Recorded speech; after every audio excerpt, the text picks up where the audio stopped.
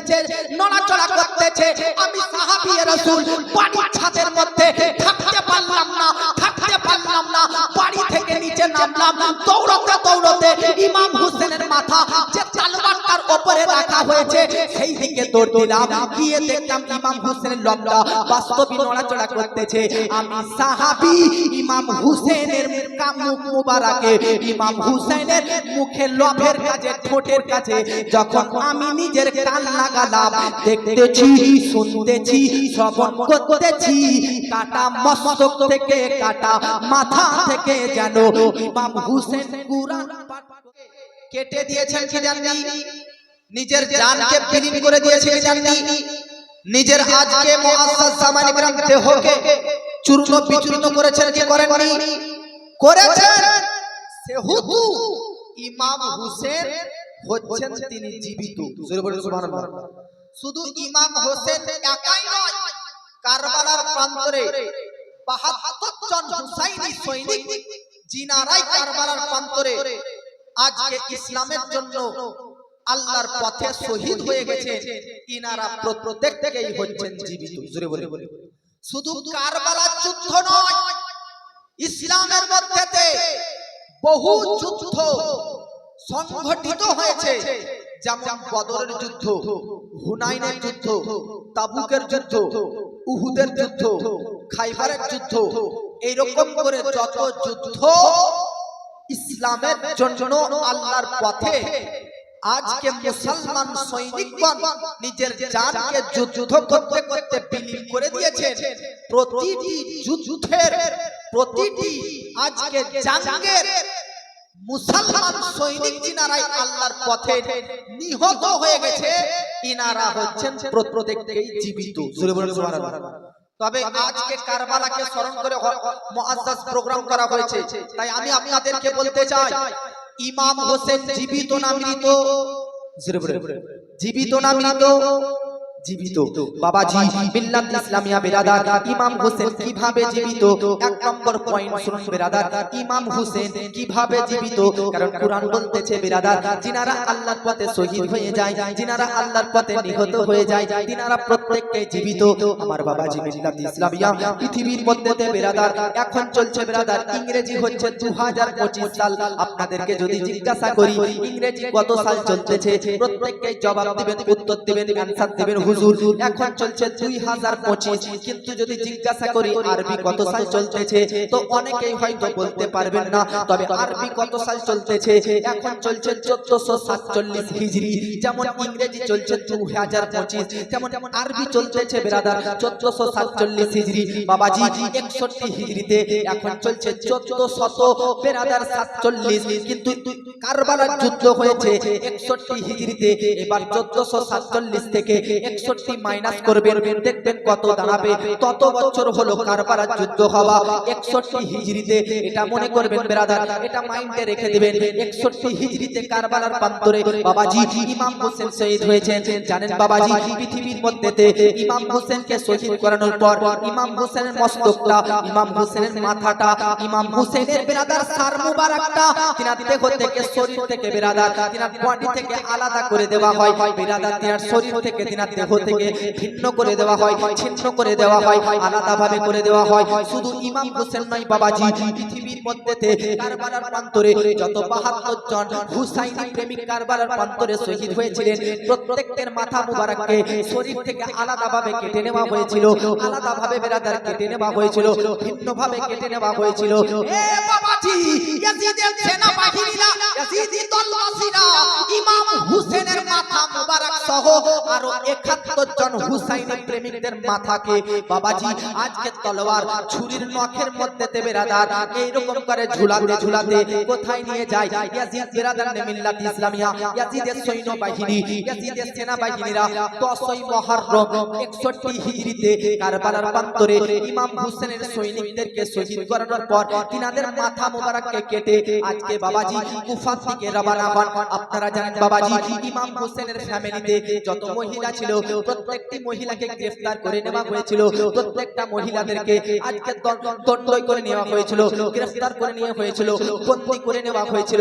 বাবাজি 22 বছরের যুবক ইমাম হোসেনের একজন সন্তান, নাম হচ্ছে হযরতে আলী আওসাদ, যিনাকে বলা হয় ইমাম জাইনুল আবেদিন। বাবাজি তিনার হাতে পায়ে ব্রাদার শিকল দিয়ে বেঁধে নেওয়া হয়েছিল।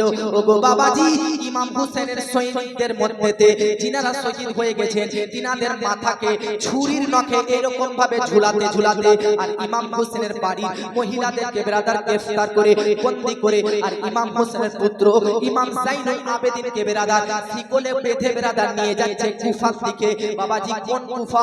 যে কুফাতে হযরতে আলী রাদিয়াল্লাহু তাআলা আনহু তিনার বড় সন্তান ইমাম হাসান একটা সময়ে একটা যুগে জজ ছিলেন। সেই কুফা শহরে আজকে বাবাজি সেই আলীর সন্তানকে আলীর পরিবারদেরকে শহীদ করার পর তাদের মাথা মুবারককে কেটে তার পরিবারদেরকে আজকে গ্রেফতার করে বন্দী করে কুফা শহরের মধ্যে ঘোরানোর জন্য নিয়ে যাওয়া হতেছে। এ বাবাজি, আমি আপনাদেরকে যে পয়েন্টটা দিব বলতেছিলাম, এবার আসুন বাবাজি কারবালার প্রান্তর থেকে কুফা শহরের দূরত্ব কত জানেন বাবাজি? কারবালা থেকে কুফা 74 কিলোমিটার রাস্তা, 74 কিলোমিটার রাস্তা, 74 কিলোমিটার রাস্তা। বাবাজি কারবালা থেকে 10ই মুহররম পেরিয়ে যায়। 11ই মুহররম সকাল বেলাতে ইয়াজিদের বাহিনীরা, ইয়াজিদের সৈনিকরা ইমাম হোসেনের সকল সৈনিকদের মাথা এবং তিনার পরিবার ফ্যামিলিদেরকে গ্রেফতার করে বন্দী করে কুফা শহরের মধ্যে নিয়ে যাচ্ছে। সেই কুফা শহরের মধ্যে তখন ছিল ওবাইদুল্লাহ ইবনে জিয়াদ, যিনি একজন ব্রাদার ইন্টারন্যাশনাল কুখ্যাত পাপী। এ বাবাজি, ওবাইদুল্লাহ ইবনে জিয়াদ তারই ষড়যন্ত্রে, তারই চক্রান্তে ইমাম হোসেনকে শহীদ করা হয়েছে। সেই ব্রাদার কুফা শহরের জজ, কুফা শহরের গভর্নর ছিল ওবাইদুল্লাহ ইবনে জিয়াদ। বাবাজি এই ওবাইদুল্লাহ ইবনে জিয়াদ বলতে থাকে, আজকে কুফা শহরকে সাজিয়ে দাও, কুফা শহরকে সাজানো হোক, যেমন আজকে আপনারা জালসা করতেছেন তার জন্য প্যান্ডেল সাজিয়েছে। কিন্তু বাবাজি ইমাম হোসেনের মাথা মুবারক, তিনার প্রত্যেকটি সৈনিকদের মাথা মুবারককে কুফার মধ্যেতে ঘুরানোর জন্য ব্রাদার কুফা শহরকে সাজানো হচ্ছে। পরিবারদেরকে বন্দী, পরিবারদেরকে গ্রেফতারমূলক পরিবারদেরকে ব্রাদার কুফা শহরের মধ্যে ঘুরিয়ে নিয়ে বেড়ানোর জন্য, তামাশা করার জন্য ওবাইদুল্লাহ ইবনে জিয়াদ এই ব্যক্তি হচ্ছে ইয়াজিদের একজন ব্রাদার চালহা, ইয়াজিদের একজন সেনা। বাবাজি এর হুকুমে কারবালার প্রান্তর থেকে ব্রাদার কুফা শহরে বন্দী বানিয়ে নিয়ে আসা হয় ইমাম হোসেনের সৈনিক, ইমাম হোসেনের ফ্যামিলিদেরকে। আর ইমাম হোসেনের সৈনিকদের মাথা মুবারককে তলোয়ারের উপর নিয়ে কুফার মধ্যেতে ঘোরানো হচ্ছে। এ বাবাজি, কেমন অবস্থায় একজন বৃদ্ধ বয়স্ক সাহাবী, তিনার নাম কি? নাম হচ্ছে হযরতে যায়েদ। পিতার নাম কি? তিনার নাম হচ্ছে আরকাম। হযরতে যায়েদ বিন আরকাম রাদিয়াল্লাহু তাআলা আনহু বলতেছেন, আমি কুফার মধ্যেতে বাড়ির ছাদের মধ্যে ছিলাম। এই যে একটা বাড়ির একটা ছাদ আছে কুফার মধ্যেতে। বৃদ্ধ একজন সাহাবী রাসূল, নবী প্রেমিক ব্যক্তি হযরতে যায়েদ বিন আরকাম রাদিয়াল্লাহু তাআলা আনহু তিনি বলতেছে, কুফা শহরের মধ্যেতে ইমাম হোসেনের পরিবারদেরকে যখন শিকলে করে বেঁধে বন্দী বানিয়ে ঘুরানো হচ্ছিল, আর ইমাম হোসেনের মাথাকে যখন ছুরির উপরে তলোয়ারের উপরে নিয়ে ঘুরে বেড়ানো হচ্ছিল, আমি যায়েদ বিন আরকাম সাহাবী রাসূল বাড়ির ছাদ থেকে সবকিছু দেখতেছিলাম, সবকিছু দর্শন করতেছিলাম। জাইনাবকে আজকে বন্দী বানানো হয়েছে, সাকিনাকে বন্দী বানানো হয়েছে, আজকে মুআজ্জাজ সাহেরবানুকে বন্দী বানানো হয়েছে। হযরত ইমাম জাইনুল আবেদিন 22 বছরের যুবককে শিকলে বাঁধা হয়েছে। আমার সবার দিকে দৃষ্টি যায়, শেষ প্রান্তে ইমাম হোসেন সিফতে রাসূলের দিকে দৃষ্টিপাত হয়ে যায়। হযরতে যায়েদ বিন আরকাম বলতেছে, ছাদ থেকে দেখতেছি ইমাম হোসেনের মাথা মুবারকটাকে দেখতেছি, ইমাম হোসেনের লব দুটো যেন হিলতেছে, লব দুটো যেন হিলতেছে।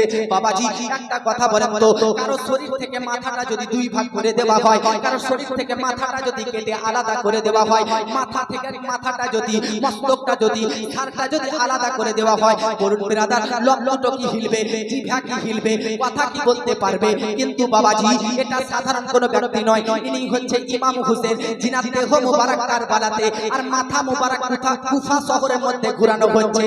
সাহাবী বলতেছে, ইমাম হোসেনের লব দুটো যেন হিলতেছে, নড়াচড়া করতেছে। আমি সাহাবী রাসূল বাড়ির ছাদের মধ্যে থাকতে পারলাম না, বাড়ি থেকে নিচে নামলাম, দৌড়তে দৌড়তে ইমাম হোসেনের মাথা যে তলোয়ারটার উপরে রাখা হয়েছে সেই দিকে দৌড় দিলাম, গিয়ে দেখলাম ইমাম হোসেনের লবটা বাস্তবে নড়াচড়া করতেছে। আমি সাহাবী ইমাম হোসেনের মুখ মুবারকে, ইমাম হোসেনের মুখে লবের কাছে, ঠোঁটের কাছে যখন আমি নিজের কান লাগালাম, দেখতেছি, শুনতেছি, শ্রবণ করতেছি, কাটা মস্তক থেকে, কাটা মাথা থেকে যেন ইমাম হোসেন কুরআন পাঠ করতেছে। কাটা মাথা, কাটা মস্তক, কাটা তার কুফা শহরের মধ্যে ঘুরাচ্ছে পাপী তাপী ওবাইদুল্লাহ ইবনে জিয়াদ। তো ইমাম হোসেনের লব দুটো ঠোঁট দুটো যেন হিলাচড়া করতেছে, নড়াচড়া করতেছে। সাহাবী হযরত যায়েদ বিন আরকাম বলতেছে যে আমি দেখতেছি নড়াচড়া করতেছে লব দুটি, কান লাগালাম তা দেখতেছি কুরআন পাঠ করতেছে। কোন আয়াতটা পাঠ করতেছে, কোন সূরা থেকে? তো হযরত ইমাম হোসেন সূরার নাম সূরা আল কাহফ, আয়াত হচ্ছে আম হাসিবতা আন্না আসহাবাল কাহফি ওয়ার রাকিব। হযরত ইমাম হোসেনের লব দুটো যেন সূরা কাহফের এই আয়াতটি পাঠ করতেছে। জগৎবাসী যারা বলতে থাকে যে ইমাম হোসেন মুর্দা, মৃত, তাদেরকে বলতেছি ইমাম হোসেনের মস্তক থেকে, কাটা মাথা থেকে কুরআনের আয়াত পাঠ করা প্রমাণ করতেছে যে ইমাম হোসেন তিনি সশরীরে জীবিত। জোরে বলে সুবহানাল্লাহ। এটা একটা রিওয়ায়াত। আপনি এবার একটু কথার ভাষায় কথা শুনুন। এটা একটা কিতাবে লেখা আছে, আর একটা কিতাবে লেখা আছে ইমাম হোসেন রাদিয়াল্লাহু তাআলা আনহুর মাথা মুবারককে, এটা একটা কুফা শহরের মধ্যে ঘোরানো দৃশ্য। আর একটা কিতাবে লেখা আছে ইমাম হোসেনের এই কাটা মাথা থাকে ওবাইদুল্লাহ ইবনে জিয়াদ, তিনি নেককার না পাপী বললাম আপনাদেরকে, নেককার না পাপী? জোরে বলেন, নেককার না পাপী? কুফা শহরের গভর্নর, শুনতেছেন না কথা? বুঝতে পারছেন? ওবাইদুল্লাহ ইবনে জিয়াদ কুফা শহরের গভর্নর, সে বলল ইমাম হোসেনের মাথাটাকে আমার কাছে নিয়ে আসো। ইমাম হোসেনের মাথাটাকে ওবাইদুল্লাহ ইবনে জিয়াদ এই সিংহাসনের উপর চেয়ারে বসে আছে, আর কাটা মাথাটাকে ওবাইদুল্লাহ ইবনে জিয়াদ পাপীর সামনে একটা টেবিলে, একটা প্লেটে ইমাম হোসেনের মাথাকে রাখা হয়েছে। আর ওবাইদুল্লাহ ইবনে জিয়াদ তার নোংরা নাপাক ছুরির নখ দিয়ে ইমাম হোসেনের লবে বুড়ো মারছে। বুঝেন না? বুঝেন না আপনারা? এরকম করে মুআজ্জাজ তলোয়ার ছুরির মাধ্যমে ইমাম হোসেন লব দুটোকে যেন হিলানোড়া করাচ্ছে এরকম তলোয়ারে। তো ওখানে একজন সাহাবী ছিলেন, ওই সাহাবী বলতেছে, এ পাপী, তুই কার লবকে, কার ঠোঁটকে, কার মাথাকে তুই এরকম বেয়াদবি করতেছিস? জানিস যে ওই হোসেন জিনার এই লব দুটোকে কখনো কখনো নবী চুষতেন। সুবহানাল্লাহ। ওই হুসেনের মস্তক, যে হুসেনের মস্তক, যে হুসেনের শরীরকে নবী আমার শুনতেন, শোনা বুঝেন না, শুনতেন। নবীকে জিজ্ঞাসা করা হলো যে আপনি ইমাম হোসেনের বডি শুনতেছেন কেন? তো নবী বলতেছে শুনবো না কেন? কারণ সাইয়্যিদি, আমার যে সন্তান ইমাম হোসেন, ইনি হচ্ছেন জান্নাতি ফুল, ইনার শরীরকে যদি আমি শুনতেছি, এই জন্য যেহেতু ইনার শরীর থেকে জান্নাতের ফুলের সুগন্ধ বার হতেছে। এই সাহাবী বলতেছে এই হুসেনের মাথাকে তুমি নড়াচড়া করাচ্ছ? তো এই সাহাবীর কথা শুনে বলতেছে তুমি কে? এই একজন সাহাবী, একজন প্রতিবন্ধী সাহাবী, অন্ধ সাহাবী, দেখতে পাই না। বলতেছে আজ তুমি অন্ধ বলে তোমাকে ছেড়ে দিলাম, যদি তুমি দৃষ্টি শক্তি রাখতে তাহলে তোমাকে আজকে এখানে হত্যা করতাম বাবাজি। তিনি বলতেছে অন্ধ হুয়া তো क्या हुआ, आओ मुकाबला करके एक बार देखो। যে ইয়াজিদি সেনাবাহিনী দ্বিতীয়বার ওই অন্ধ সাহাবীর সঙ্গে লড়াই করে, তো অন্ধ সাহাবী কিছুটা ইয়াজিদি সেনাবাহিনীকে ওখানেই হত্যা করে দেয় এবং শেষ প্রান্তে তিনিও শহীদ হয়ে যায়। লিখতেছে কিতাবের মধ্যে ইমাম হোসেনের মাথাটা উবাইদুল্লাহ ইবনে জিয়াদের প্লেটে রাখা হয়েছে, তো ওখানেও ইমাম হোসেনের লব দুটো যেন হিলতেছে, নড়াচড়া করতেছে, নড়াচড়া করতেছে, হিলতেছে, হিলতেছে, নড়াচড়া করতেছে। তো দেখি আর একবার কান লাগাই, তো কান লাগাচ্ছে, ওখানেও একটা কুরআন শরীফের আয়াত পাঠ করতেছে। জোরে বলে আয়াতটা কি? আল্লাহ পাক বলতেছে ওয়ালা তাহসাবান্নাল্লাহ গাফিলান আম্মা ইয়ামালুয যালিমুন। জোরে বলে সুবহানাল্লাহ। কাটা মস্তক মাথা থেকে কেউ যদি মুআজ্জাজ সূরা পাঠ করে, আয়াত পাঠ করে, বলুন জিন্দা না মুর্দা? জোরে বলেন। এটা দ্বিতীয় রিওয়ায়াত বলেন না। अब 3 নম্বর রিওয়ায়াত আসুন। 3 নম্বর আরেকটা ঘটনা শুনুন। আরেকটা ঘটনা, এটা তো কুফার কথা বললাম, এবার কুফা থেকে নিয়ে যাই মেন যে ইয়াজিদ তার রাজ্যে, তার রাজ্য তার এলাকা কোনটা? দিমাশক, যাকে উর্দুতে দামেস্ক বলা হয়, বাংলাতে দামেস্ক বলা হয়। তো ইমাম হুসেনের মাথাটা কুফা থেকে বের করে নিয়ে যায় দিমাশকে, সিরিয়া। अब শুনুন একটু দেখুন, ইমাম হোসেনের মাথাটা যখন সিরিয়াতে ঘোরানো হচ্ছে, কোথায় জোরে বলেন, কোথায়? জোরে বলেন কোথায়? সিরিয়াতে। তখন একজন তাবেঈ যিনারা নবীকে তো দেখেননি, তবে সাহাবীদেরকে দেখেছেন, সিনার নাম কি? হযরতে মিনহাল ইবনে আমর রাহমাতুল্লাহ আলাইহি। এই বুজুর্গ তাবেঈ তিনি বলতেছে যে ইমাম হোসেনের মাথাকে যখন দিমাশকের প্রান্তরে ঘোরানো হচ্ছিল, তো একটা বাড়ির সাইড দিয়ে নিয়ে যাওয়া হচ্ছিল, তো সেই বাড়িতে কোরআন শরীফ পাঠ করা হচ্ছিল, সেই বাড়ির একজন ব্যক্তি পাঠ করতেছিল আম হাসিবতা আন্না আসহাফাল কাহাফ। আপনারা ইতিহাসের পাতা সার্চ করবেন, ইতিহাস সার্চ করবেন, দেখবেন আজ থেকে ৩-৪ হাজার বছর আগে একটা ঘটনা ঘটেছিল পৃথিবীতে। এক বাদশা, অত্যাচারী বাদশা, প্রতারক বাদশা ছিল।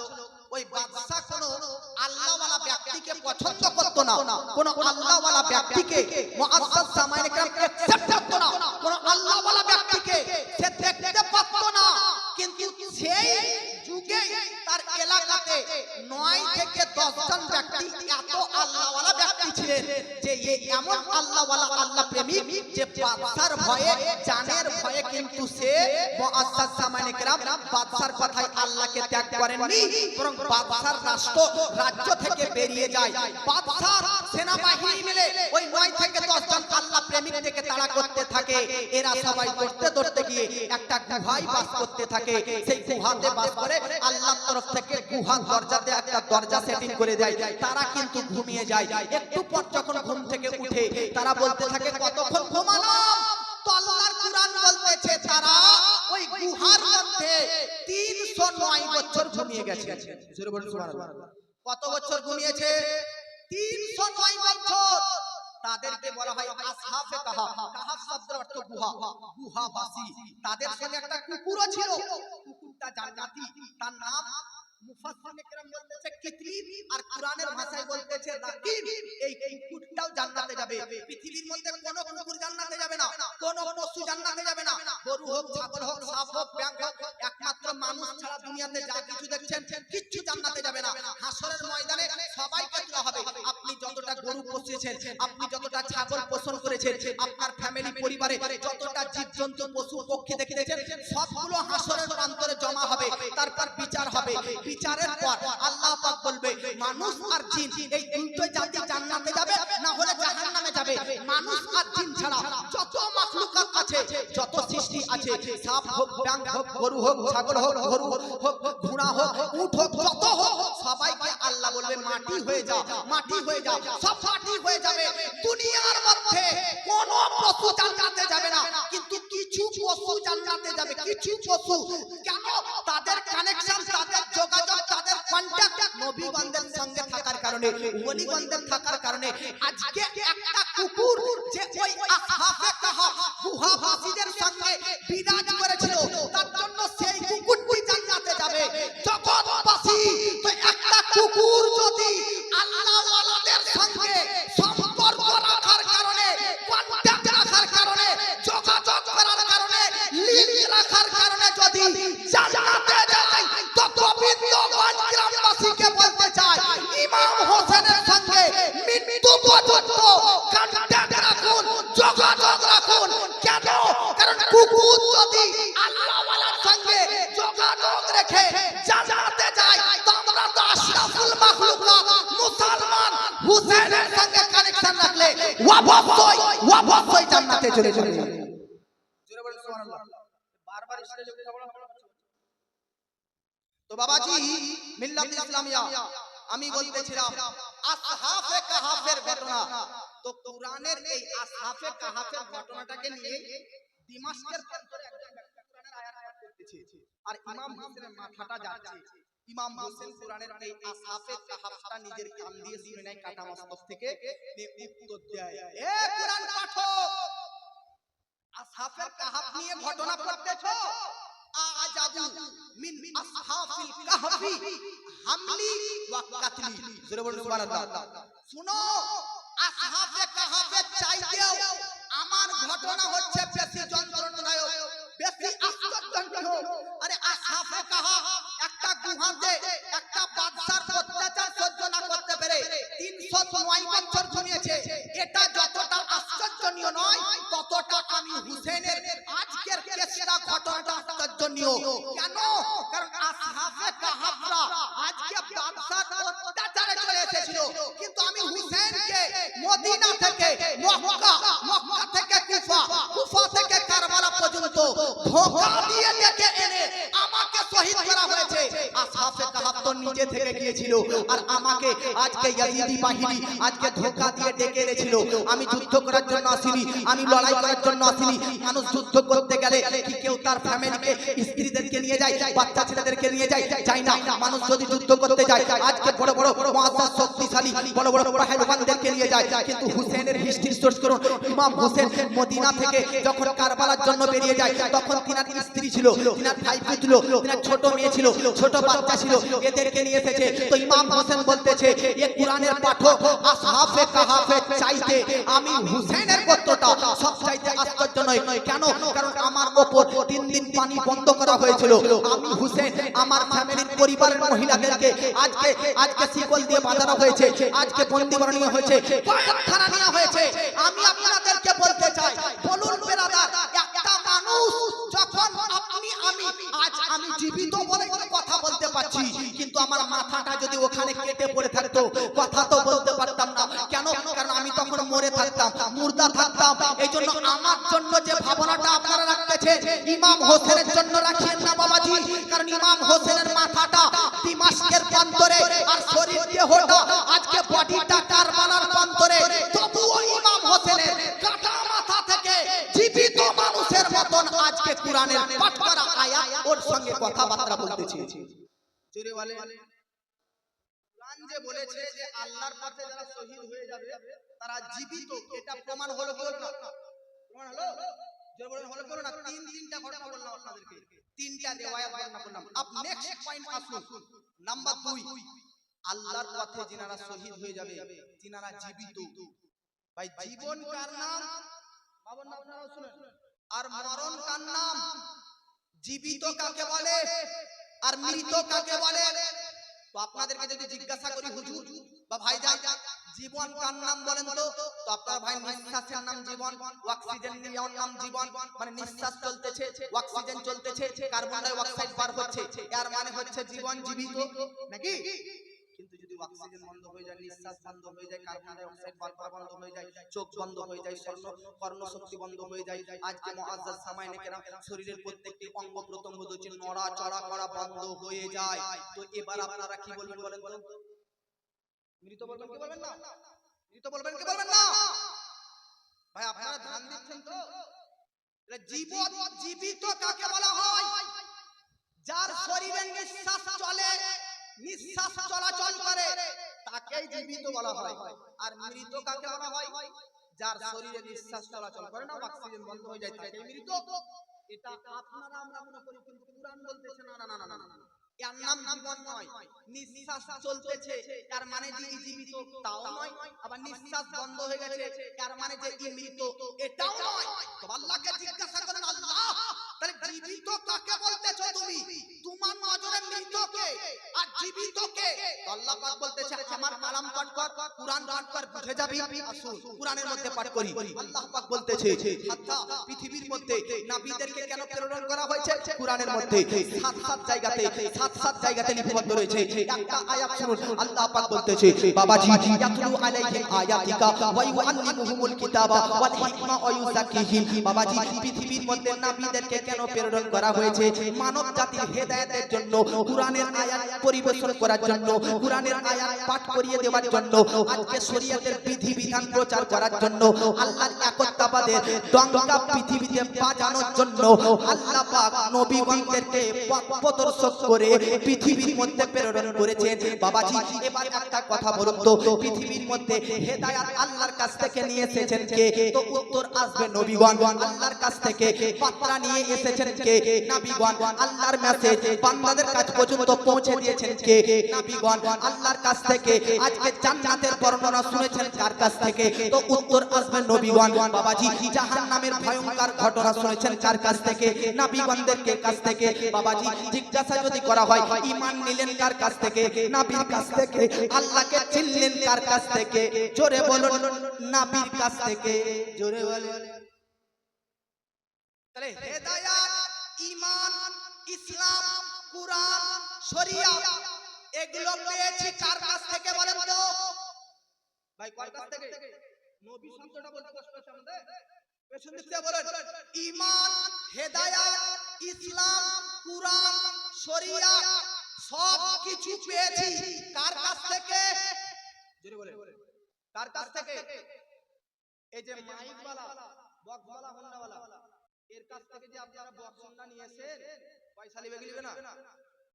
লিবে কি লিবে না? বাহ বাহ, বুঝা যাচ্ছে কারো কাছ থেকে কিছু পেতে গেলে বা নিতে গেলে তাকে কিছু পারিশ্রমিক মজুরি দিতে হয়। কথা ঠিক কিনা?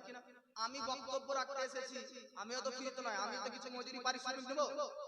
আজকে মুআজ্জাজ সামাইনে কিরাম, এই যে ইউটিউবার ভাইরা এসেছে, এরা যে আপনাদের এদের চ্যানেলগুলো থেকে আপনারা মোবাইলে মুআজ্জাজ সামাইনে কিরাম যে ওয়াইজ শুনেন, তো তারও তো কিছু পার্সেন্টেজ ইনকাম এই ইউটিউবার ভাইদেরও হয়।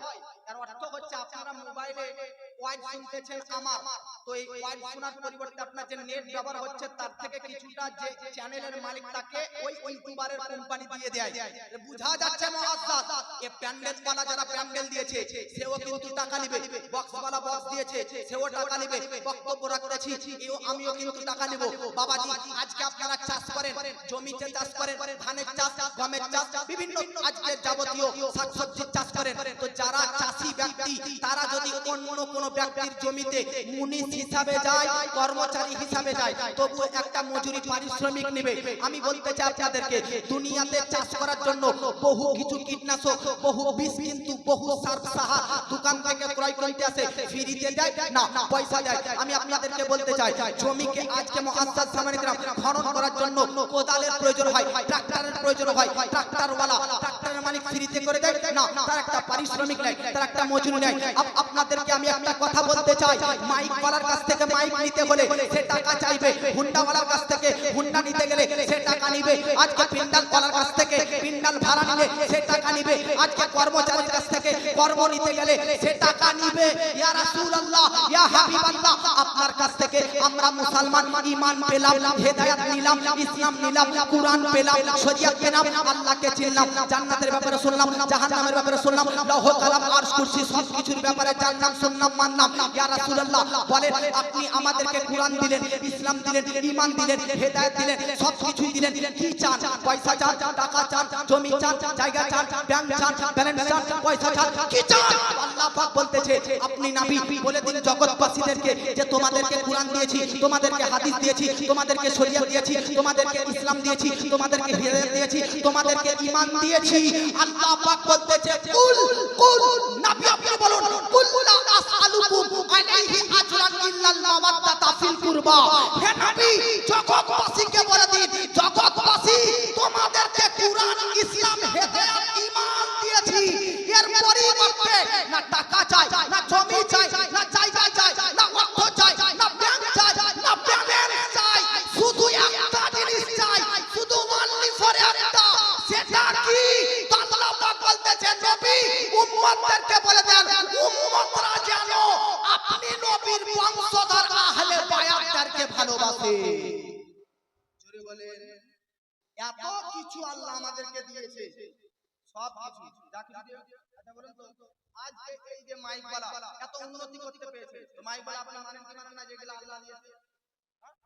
আমি বক্তব্য রাখতে এসেছি আপনার সম্মুখে, তো আমাকে যে বক্তব্য রাখার ক্ষমতা আল্লাহ দান করেছেন না? ইনারা বসে আছেন বয়োজ্যেষ্ঠ সম্মানীয় ব্যক্তি, স্টেজে বসার সুযোগ আল্লাহ করে দিয়েছে কি দেয়নি? টাকা পয়সা ধনী বানিয়েছেন আপনাকে, আল্লাহ করেছেন কিনা? তো আল্লাহ তো আপনাকে সব কিছু দিয়েছে, সব কিছু করিয়ে দিয়েছে। এর পরিবর্তে আল্লাহ কিছু একবার জিজ্ঞেস করেছেন? জিজ্ঞেস করুন, দেখুন কোরআন থেকে উত্তর পাবেন। আল্লাহ বলছেন যে শুধু একটাই চাই, সেটা হচ্ছে তোমাদের কাছ থেকে নবীর বংশধরদেরকে ভালোবাসা। জোরে বলে সুবহানাল্লাহ। আপনি একবার ভাবুন, আমরা আহলে বায়াত নবীর বংশধরদেরকে ভালোবাসবো কি বাসবো না?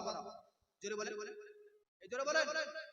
কিন্তু দেখুন, একটু ধ্যান দেন, আল্লাহ চেয়েছে যে নবীর উম্মতরা নবীর বংশধরদেরকে যেন মহব্বত করে। আপনি বলেন তো, কারবালাতে ইমাম হোসেনকে যারা শহীদ করেছে এজিদরা, তারা কি কেউ হিন্দু ছিল? নো। হিন্দু ছিল? নট, ইম্পসিবল, হিন্দু নয়। তারা কি খ্রিস্টান? নো। তারা কি ইহুদি? না। তারা কি জিউস? না। তারা কি বৌদ্ধ ধর্মের ব্যক্তি? না। তারা কি আরএসএস? না। কারা ছিল? ইমাম হোসেনকে যারা শহীদ করেছে তারা প্রত্যেকটাই নবীর উম্মত মুসলমান ছিল।